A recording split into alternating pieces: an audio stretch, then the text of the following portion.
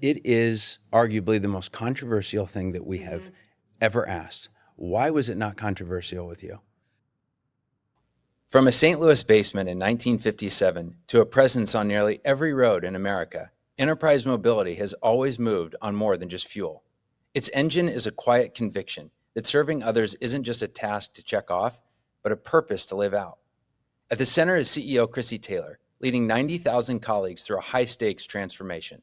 Her compass isn't trends or noise, it's values. And in an industry defined by speed, she's betting on something more enduring: culture that scales and service that lasts. Chrissy, thank you for having us here in St. Louis. It's awesome to be here with you today. Great. Thank you for coming to see us. We appreciate it, and we appreciate the partnership we've had for quite some time now.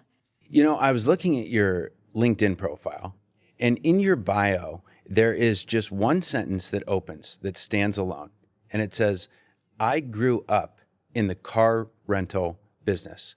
That one line says a lot. What was the intent there? And can you say more about what it is that you were trying to convey?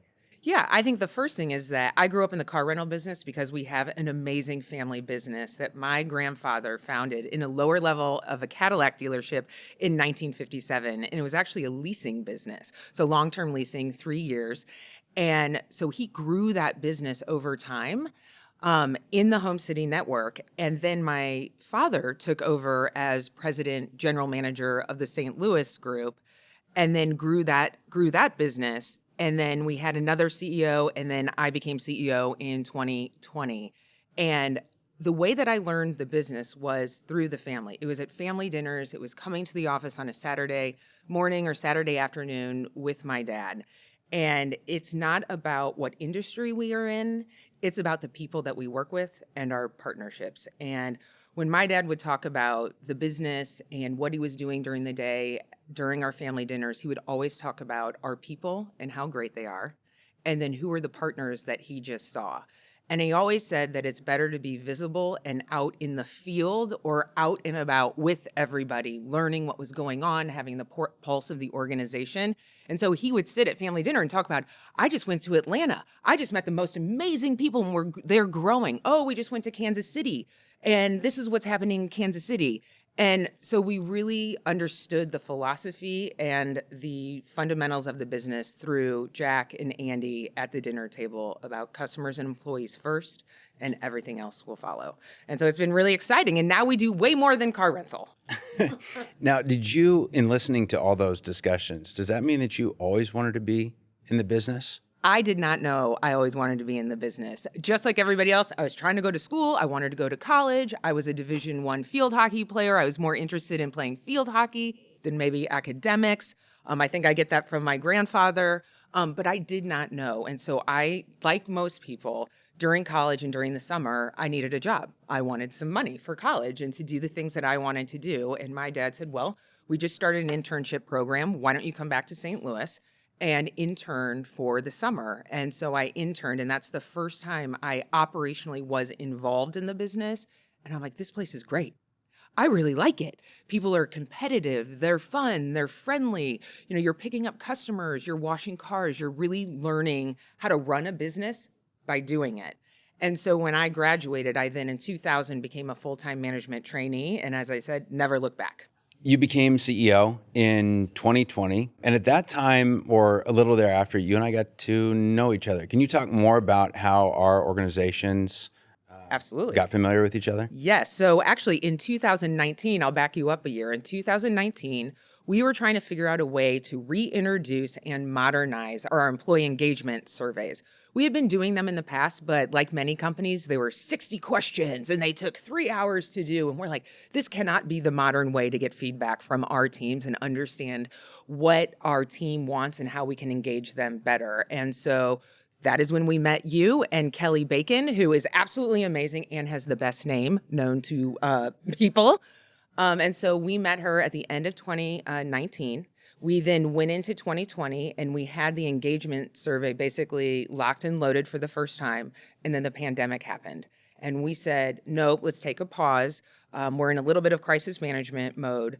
But Kelly and the team and Jeremy looked at us and said, you are going to need to do this survey. You should really understand what's happening out there. We know you have the pulse on what's going on, but this could actually help you lead and manage better and give your employees the things that they need during a very, very uncertain time. And so your team actually pushed us to do the survey, which we are very thankful for. And so we launched the survey. It came back. And we definitely saw some really, really positive things, but we also could see the concern and some things that we probably need to do better, especially during a time of crisis and uncertainty. And so we're just very appreciative to you and your team for pushing us forward. And so now it's 6 years later that we've had this engagement and all of the strengths and the engagement surveys, we continue to do that. And just to brag on ourselves for 1 minute, we did have Manager of the Year, Nick Reynolds. And so we were very, very excited about that. And also have won your Exceptional Workplace Award for the last 3 years. So we're super, super excited about that. And I am bragging on ourselves, but it's really about our team. You should. Yeah. So we've really enjoyed the engagement and all of our teams enjoy understanding more about them, their strengths, and where they maybe don't operate as well and need to lean into. I actually talked to groups all over the world specifically about what you did because there was a massive increase in your engagement scores from that first survey. And to do that with such a high increase over such a large population is very difficult to do. What did you do?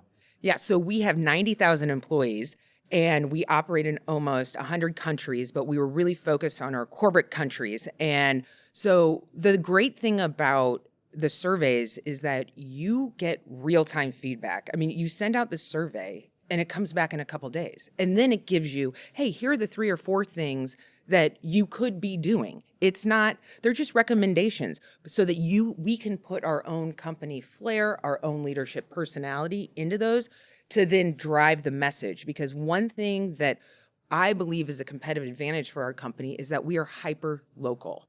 We're hyper-local and we have local leadership to understand the pulse of the company, what's going on in Wichita, what's going on in San Francisco. And because we can break that down, we can drive it home really hard, and then we can follow up and be accountable to it.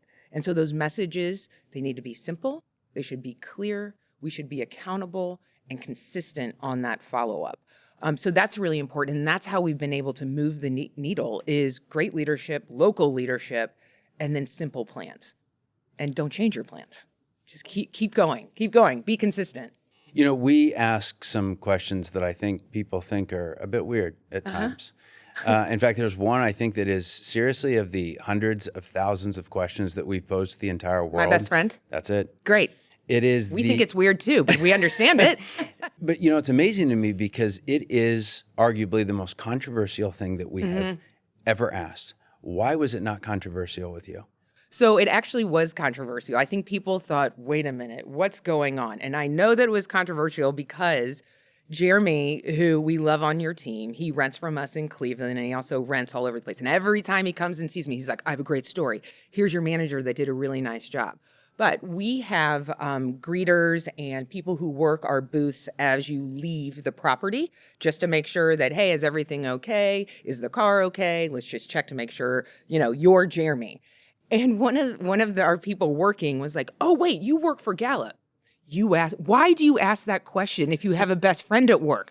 I mean, that's who was asking him. And so everyone's thinking about it. But we know that when you have a best friend, it's not about having a best friend at work. It's about, do you trust your team? When you have a problem or a situation, or you need to talk to somebody, do you have someone to go to?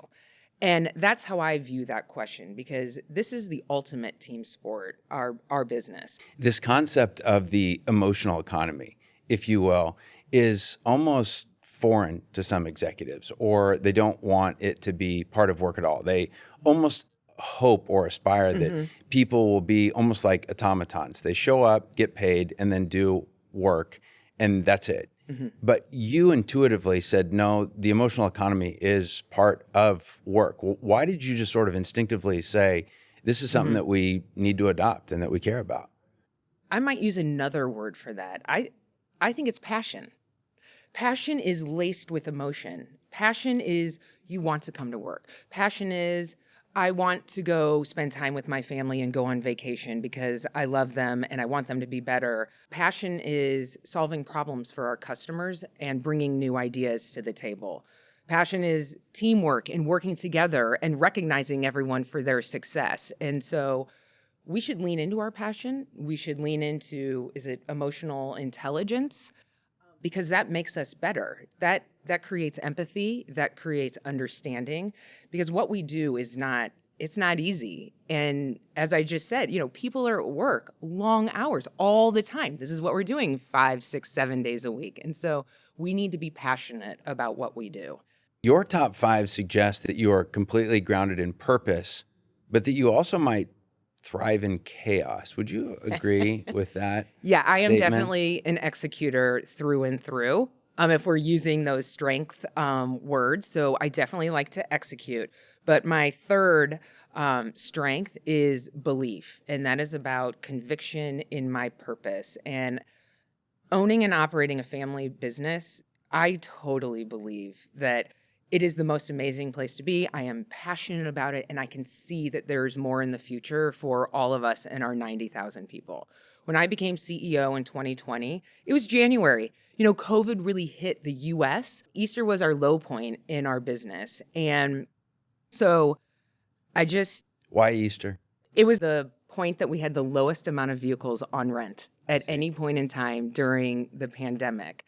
We also have a fleet management business that my grandfather originally started, and that was people were not leasing cars at that time. And so when you just took a whole look at our picture of our portfolio, Easter was really when we're like, wow, are we still going to go down, or are we going to start to put plans in place to get ourselves back to flat and start growing and understand what the consumer and our employees were going through at that time.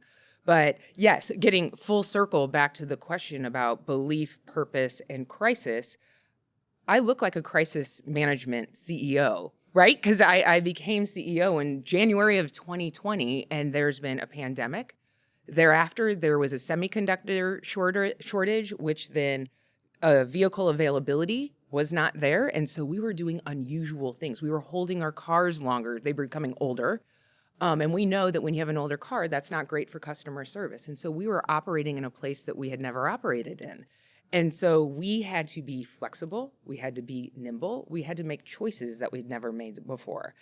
And so my belief that we could get through this, we would be better when we got through it, and that we could do it as a team.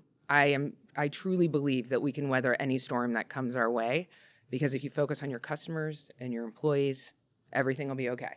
You also have Includer in your top 5. I have an Includer, yes. I had to be aware that I could bring too many people to the party. And my woo takes over. As a fellow Includer in my top 10, one of the things that I'm always curious about is when we have Includer, the most horrifying thought for us is we want to make sure no one feels left out. Yeah. But how do you do that at scale with 90,000 people? Yeah, I think I'm watching, and I can see all the 90,000 people. I'm highly visible, or try to be, and go visit the field. But when we're making big IT decisions, marketing decisions for the company that are going to have long impact, I do like to include the team. I like to get their input. I need to make sure that we have alignment. That takes more time. And I have told my team that this is a marathon, not a sprint. And so the Includer in me just wants to make sure I'm circling the wagons. But the activator in me is, I need a plan, and I still need to move forward. So there's a balance there. I normally don't feel paralyzed by too many opinions, because I want to get to the next step. And so I think those two things are a nice balance to each other. It does take more time, though, to be an Includer in a big company with 90,000 people in 100 countries. And I'm okay with that. I'm totally aware. I'm totally aware because you're aware, and the tests tell me I'm aware. Does that mean that when you say that it takes more time, that there's more channels of communication? You mentioned surveys as one of the ways that you do this sort of scaled listening. What else? I actually have to trust and verify with my team. My team that I work with every single day, Most of them have started as management trainees, just like me. So 95% of our management team, they have moved up the ranks. They've run a branch. They've been in different business lines. They've worked in our international businesses. And so they have the experience and the institutional knowledge of our company. And so I need to trust and verify that they are doing the same things. And so knowing that we want to hear everyone's opinion, we want to make sure that we are aligned, they are doing the same things with their teams, and then bringing that feedback back. Because as the company continues to grow, it is harder to touch every single person. And so we need to be really intentional and thoughtful with the communication. We also, the other thing that we do, and I love to do, and we're actually sitting in the room that we do it in, is town halls. That is an outcome of COVID because we needed to talk to everybody quickly and reassure everybody that we were going to be okay.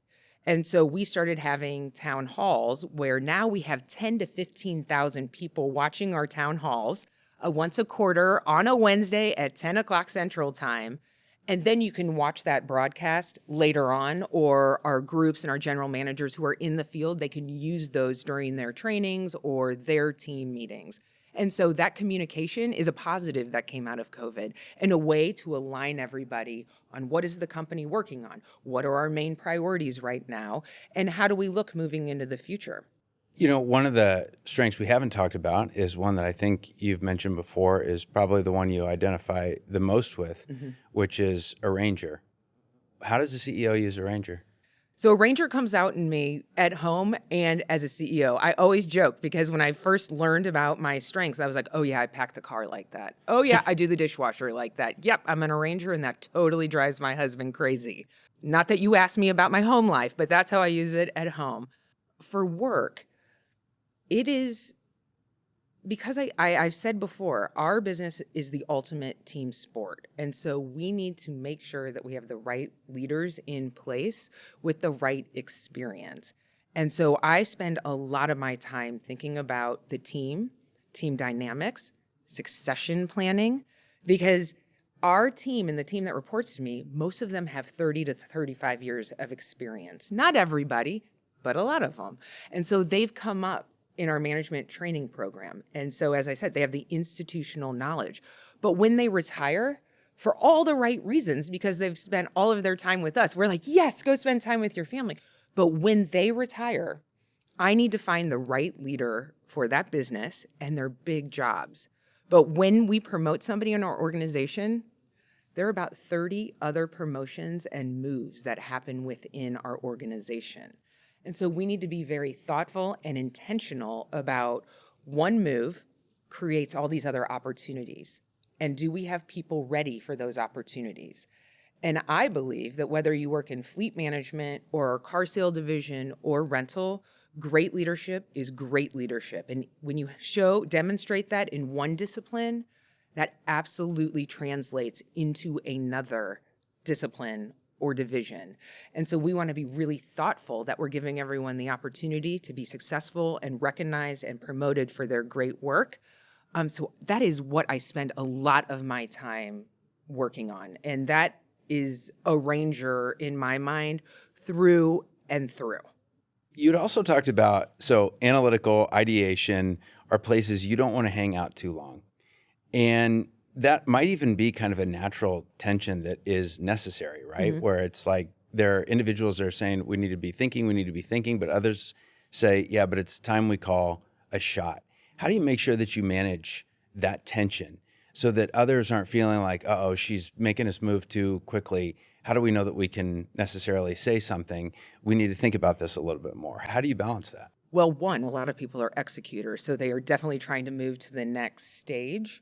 But we also want to be thoughtful and strategic about what we're doing. And I think my includer actually bringing teams together, having more input, checking in with everybody a lot, helps me balance out that, hey, Chrissy, you didn't look at every single number that was going on here. You looked at it and got a feel for it. But what they don't know is I circled back to my CFO, maybe out of the meeting, and said, hey, I'm not thinking like this, but it's like, hey, I'm not that analytical. I looked at it. I think everybody's on board, but let me just triple check this with you that this is what we want to do. This is the right thing to do. And everybody's aligned in how we're moving forward. And so I think that includer helps me just make sure, cross all the T's, dot the I's, and move forward, even if I'm not looking. I don't want to say I'm not looking at every number. Is that a bad thing? People are going to be like, you're not looking at the numbers. We'll cut it later. No, you can, no, don't cut that. That's the best part. But yeah, I think my includer helps me not just circle around with everybody in the meeting, but after the meeting. There's something that we call the hot lap. And so we're all sitting on our floors. We have 1, 2, 3, and 4. I sit on the 4th floor. And so when I'm unsure or my spidey senses go up that I'm thinking not everybody is on the same page, you do a hot lap. And so I will do a hot lap around the 4th floor or wherever the team is sitting that day, just check in. It could be at the end of the day. It could be at the beginning of the day.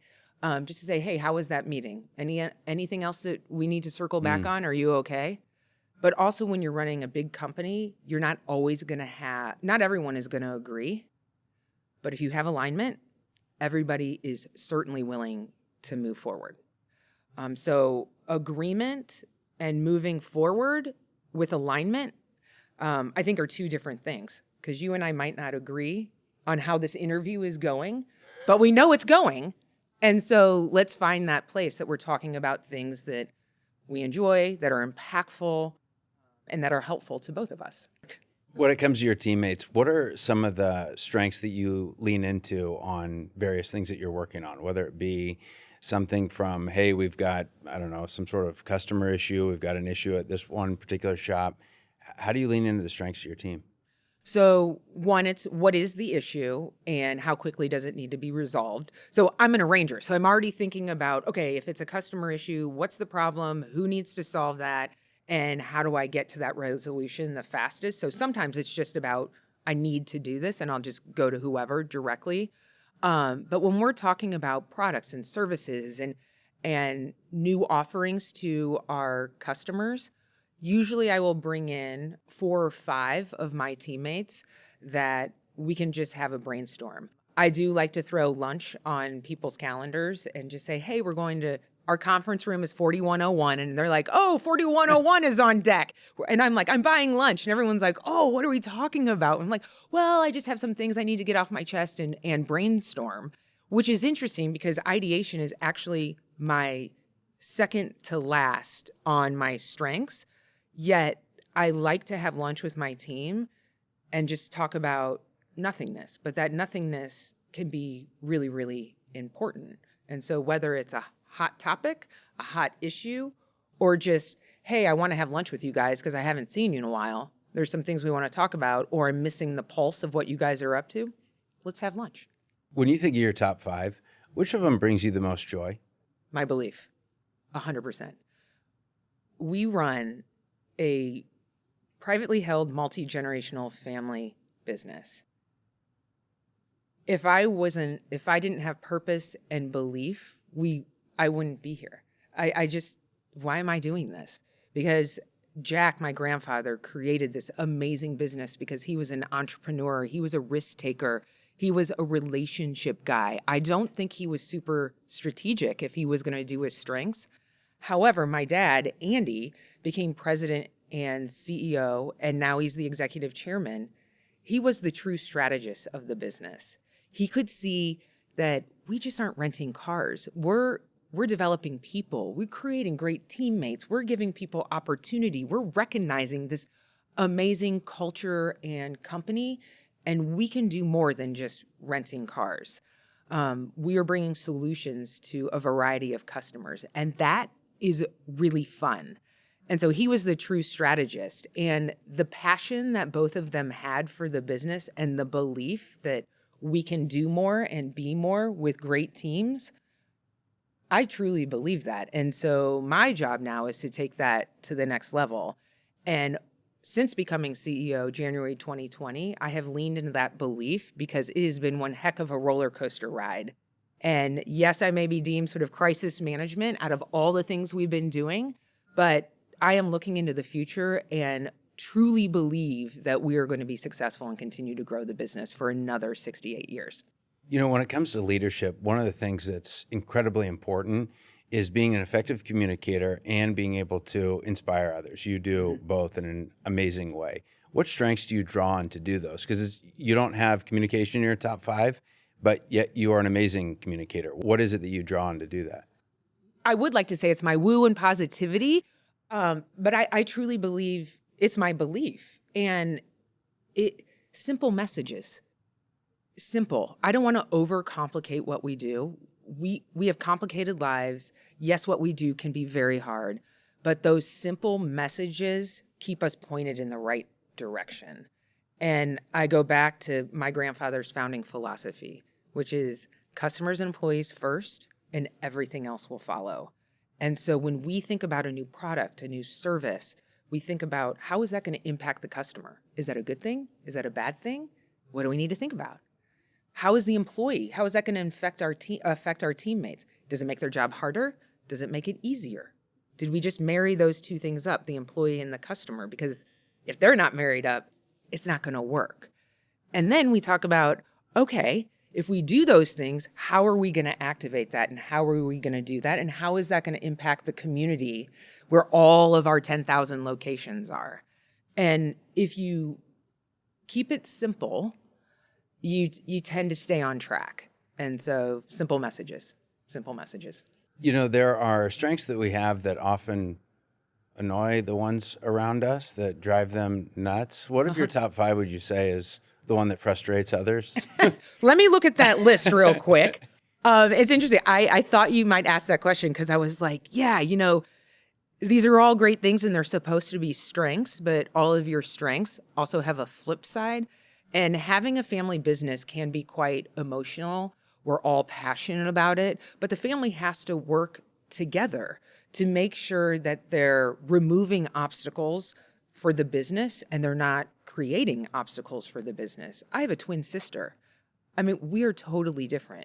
My activator kills her because I want to get a plan and I want to do it with energy and I want to make sure we're getting to the next stage.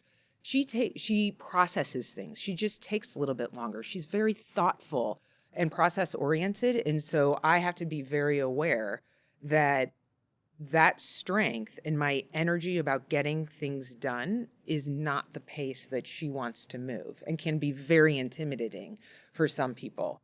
And so I just have to be very, very aware of that, both for my team and my family, which creates a lot of complexity, doesn't it? And you have a family business as well. And so there are two dynamics and two stakeholders as a CEO that we have to manage and can be quite passionate about. So You talk a lot about innovation. You talk a lot about it when you're giving speeches. It's on your LinkedIn. Mm-hmm. Can you talk about first what strength drives that? Mm-hmm. And the second one is what's next? What are the things that you're innovating right now, not just for the company, but for the industry? Yes. So about a year and a half ago, we changed the name of the company to Enterprise Mobility. And a name change in itself isn't really innovative, but the messaging and the alignment and the statement that says to our employees and to the world around us is very important and is innovative. And so as we think about the future and how much more we can be, that's definitely futuristic for me, which is the one strategic strength I have in my top 10. It's very futuristic. I'm ambitious and I'm curious about the future. And there's so much potential. And that's what futuristic means to me. And then my belief kicks in, which is who are we to the core of our DNA? Because that's our competitive advantage. We know exactly who we are, how do we operate, what makes us special. And so our customers, our employees, and the ability to grow our business with that operational excellence, that is our competitive advantage. And so how do we make sure that we stay true to who we are, to the core of our DNA, when as we move into the future as enterprise mobility, that we can do that? We might be offering different products and services, and we might be doing different things, but who we are never changes. And so I'd say my belief and my futuristic strengths come through. And so what does that look like? When you're looking into the future about what products and services that you offer, what is it going to be? I don't know. It can be anything. I think the mobility landscape is definitely changing. It is gigantic. It could be from the e-bikes that we were talking about earlier, being in New York and driving. It could be an autonomous vehicle. It could be AI, connected cars. It could be anything. And so again, we take what are our customers saying to us? And so we want to make sure that we continue to listen to our customers so that we're creating products and services that they want, they will use, and it makes their lives better.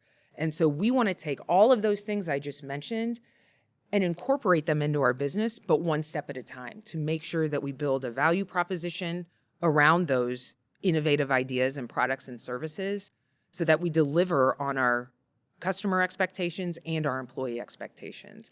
And so, yes, of course, we're working on EVs and autonomous and AI, but we need to make sure what are the outcomes that we're looking for. Going back to the enterprise mobility conversation, our customers really led that in listening to them, because we have 9 distinct business lines in our organization and that fall underneath enterprise mobility. We saw our customers leasing vehicles from us. Then we saw them renting trucks from us in a different division. And then when they fly for corporate business, for their business trips, they were renting from us. And so our customers are actually demonstrating to us what we need to do. And they kept saying, well, why are you 3 different business units? And so we said, well, we're not. We're one company. And so we needed to take a step back to reintroduce ourselves and better explain who we are and what we do. And that was enterprise mobility and that rollout a year and a half ago. So far, so good.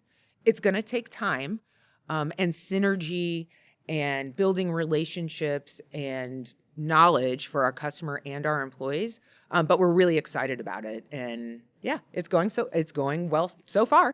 How about AI? How does AI play into the company? I mean, is it just so much as, getting Copilot or OpenAI for all the associates, or is it something far more integrated? I think one step at a time. Like many companies, we are working through how do we best use it to make our employees more efficient so that we can develop them so they can have long careers with us, because our employee base is a competitive advantage for us. And so when we look at AI, we want to make sure that it's going to enhance our employees' experience as well as our customer experience. So it's baby steps. When we think about AI, yes, there's Copilot, there are all those things. And so we say, okay, do we want to do that? How do we do it? Is it boxed off? What's the outcome that we need out of that tool? I look at AI and I say, it's a tool that's going to make us better. And so we get our IT team, which, this is a side note, our IT team is a bunch of arrangers. No way. It's really interesting because we've had some IT moves and we had a retirement, and IT is like a puzzle. You start working on a project or initiative that could take 2 years. But then you also have projects that only take 6 months. So not only are you managing products, you're also managing the skill set of people and team dynamics. And so when that 2-year project ends, what are they going to work on? And they have a certain skill set. But when that 6-month project ends, 6 months, what are they going to work on? And so they are arranging our products, our services, our build with skill sets. And I actually told Shane, our CIO, that yesterday because a note came out and they were rearranging the chessboard of who was going to work on what and why. And I emailed him back and I said, Shane, you have a bunch of arrangers. That's my top #1 strength. Maybe I should be CIO. That's amazing. Yeah, it is super, super interesting. And I love it. And you actually get more accomplished when you're organized and you understand your team. You're intentional. When you are intentional, you get more accomplished. And I believe we're more successful. You have responsibility in your top 5 too. And those with responsibility feel like they will put the weight of the world on their shoulders. And you have the weight of a 90,000 person organization. How do you balance that and not feel like you're taking on the weight of all of it all at once all the time? Yeah, it's interesting because it can be quite stressful, and usually it's self-inflicted stress. I actually don't think the team is doing that. I don't think the company is doing that. I don't even think my family is putting stress on me. It definitely is that responsibility and self-inflicted.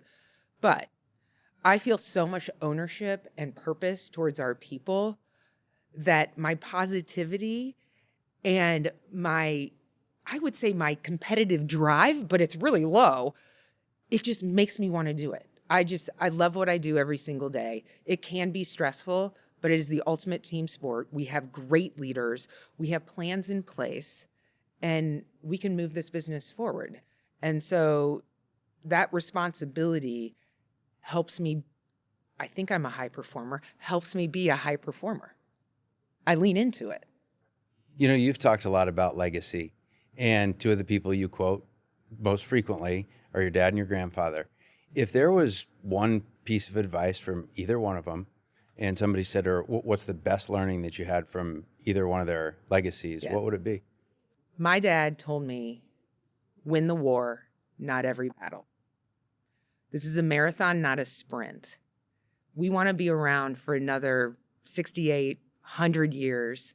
And so make sure you think about the long game. That is helpful because that's strategic. Don't make don't make a short-term decision that's not right for the long term. So I always remember that. And also when we're in a meeting and we're trying to get alignment and understanding, I think he saw that I was trying to win every single battle. I wanted my opinion to matter. I wanted it to be my way. And he said, don't do that. Don't do that. Like, do it for the long haul. So now I'm settled down and I'm like, yeah, I'm way more flexible and open-minded. The other piece of advice is when I became CEO, I moved into the office next to his office. And I'm like, how's this gonna work? I see you at family dinner sometimes, but now we're sitting right next to each other. I'm like, He came in my office and he said, little piece of advice. He said, you better be in my office more than I'm in your office. And I was like, oh, okay. And he said, do you know what that means? Of course I said, yes. I'm like, well, let me think about that. But yes, I think I do. It's communication. It's when something is going on in the company, he has the same sense of responsibility towards all of our people. He has the same belief and passion that I do, that he wants to know what's going on, not to micromanage me, but to make sure we're doing the right things for the company and we're all moving in the same direction. So now, if something's wrong or we have a crisis or something really amazing happens in our company, I walk right in his office. I'm like, hey, I got something to tell you. He's like, I'm in the middle of something. I'm like, no, you told me I was supposed to be in your office more than you were in mine. So I'm here. He's like, oh, yeah. What do you want to talk about? So did you ever feel like there was, I don't know, that he was micromanaging or felt like it was hard for him to, I don't know, give up control or anything like that? No, I truly believe that he has never micromanaged me, nor have I felt that he has micromanaged me. He is a true strategy, governance leader. He understands the long game. He understands setting up the foundation to be successful for the long term. And he knew that he wasn't going to be CEO forever. And he's okay with that. But he knows he has huge influence in the organization and has the ability to make a decision if he would like. But because he's a governance person and understands structure, he would always come to me first and we would discuss it. And then if I didn't agree, we'd come to some sort of resolution to push it forward. But that has never happened. It's never happened. And so I give him a lot of credit. Our team talks about him all the time. When they see him, they're like, oh my gosh, it's Andy Taylor. I need a selfie with him. I need to talk to him. I just need leadership advice from him. So he has been an absolutely amazing leader for the company, and he still is an amazing leader for the company that we need to lean in, and we can do this together. We can do it together. I enjoy working with my family, and I enjoy working with my dad. We talked about your grandfather's legacy, your dad's legacy. Think using your futuristic, what's the legacy you want to leave? I don't know that yet. I guess it's enterprise mobility. I shouldn't say I don't know, but there is so much more to accomplish as a team and as enterprise mobility. And I just want to make sure that when we move into the future and we do different things and exciting things, that we always hold true to our core foundational values and what we do best. And that is, again, I go back to Jack, customers and employees first, and everything else will follow. One thing that Jack always said to me, and we didn't really talk about advice from Jack, is that Jack always asked me and all of our leaders, how are our people and are you having any fun? Jack was always concerned and always wanted to make sure that we were doing the right things by our 90,000 people. Are we giving them the tools, the resources, and what they need to be successful and be recognized within our organization? And then his question about having fun is really, are you passionate about what you're doing? Because it's not full circle from where we started. It's not just being part of the rental car industry. It's about growing. It's about innovating. It's about helping our customers. It's about bringing solutions to them and making the world a better place, if you will. And what is your purpose? And so simple messages. How are our people and are you having any fun? Chrissy Taylor, thank you for everything that you're doing to build a thriving workplace, to help people with their strengths, and being a great partner to Gallup. Thank you very much.